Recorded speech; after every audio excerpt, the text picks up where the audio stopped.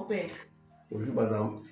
Vous avez reçu des rangs et documents de votre jubilé d'or, de votre incorporation solennelle définitive à la Compagnie de Jésus. Oui. C'est quoi? Eh bien, la compagnie a sa manière. Les religieux ont un processus de formation. Et souvent, ils commencent par des vœux temporels. Ils font des vœux pour 1 an, pour 2 ans, pour 3 ans. Dans la compagnie, les premiers vœux sont définitifs. Il n'y a pas de vœux temporels. Entre-temps, il y a la formation. La formation à 3 moments. D'abord, une formation des sciences religieuses, ecclésiastiques. Vous avez la philosophie et vous avez la théologie.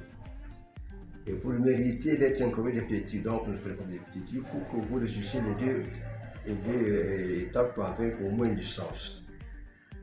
Après l'étude ecclésiastique, on vous impose une formation en formation profane.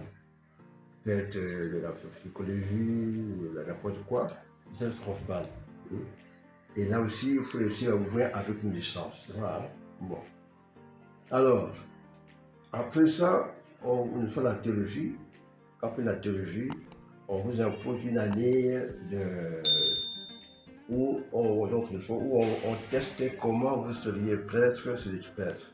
C'est ça, ça dure 1 an. Et après ça, on est prêtre. C'est ça, on est prêtre. Vous continuez encore. Maintenant, les vœux définitifs. Les vœux définitifs, quand vous aurez été donc testé d'abord au noviciat, on vous a testé en philosophie, on vous a testé en théologie, on vous a testé durant la formation profane, ainsi de suite. Quand on vous a ainsi testé, alors on vous a donné à la profession solennelle. C'est ça. Et là, il y a 2 schémas. Ou bien comme coadjuteur spirituel, ou bien comme prophète. Alors c'est le prophète qui est cette étape-là, cette étape de prophète. Bon. Alors après cela, 50 ans après, cette incorporation définitive comme prophète, 50 ans après, on vous donne le jubilé d'or. Et je suis fêté comme jubilé d'or. J'ai traversé ces étapes brillamment. Toutes ces étapes. Et maintenant, on me reconnaît et on me donne donc le jubilé d'or. Je le fais, jubilé d'or. Et c'est clair. Oui. Bon. Et comment avez-vous vécu tout ce temps passé dans la compagnie de Jésus? Je l'ai passé simplement comme un jésuite.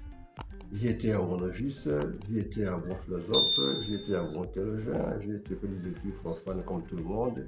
Et chaque fois, j'ai brillé, tout simplement.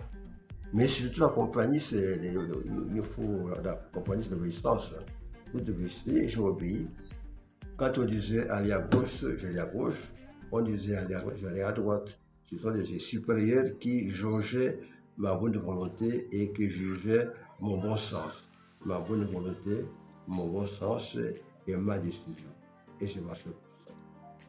Les difficultés, on les traverse, il faut les vaincre et marcher en avant. Ça va? Oui.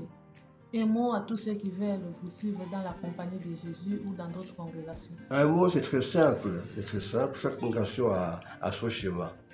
La compagnie a le sien. Et la compagnie était fondée à l'époque de turbulences, où donc les protestants, ainsi de suite, étaient en cause. Et il fallait former des hommes d'abord de façon pour l'intelligence bien formée. C'est que dès le début, la compagnie formait des hommes à la tête bien faite et bien remplie.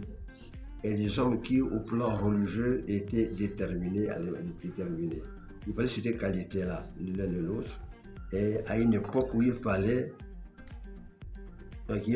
des hommes comme ça. Ignace a voulu des hommes comme ça, nous sommes là. Le pape François est un jésuite. Et il fait de bon travail comme jésuite. Pardon? Votre mot de la fin. Le mot de la fin, je suis très fier qu'on m'ait jugé digne d'avoir passé honorablement toutes ces étapes. Beaucoup d'étapes, et je les ai passées avec brio. Que ce soit au noviciat, au juvénat, en philosophie, en théologie, l'association du profane, et surtout durant mon temps de vie chose. Et j'aime beaucoup le temps passé à la Senco. Hein. J'ai passé 17 ans à Senco, où j'ai dirigé la commission des laïcs, la commission des clergés, et surtout c'est moi qui ai fait aller la commission pour les religieux. C'est moi qui ai fondé. C'est 17 ans où j'étais heureux. Et j'étais très heureux à Lubumbashi. C'est là que donc, j'ai fait aller véritablement l'Agri-Watu. L'Agri-Watu a pris racine au Katanga. Et maintenant, elle s'est répandue au Katanga, à Kinshasa, dans le Congo. Et...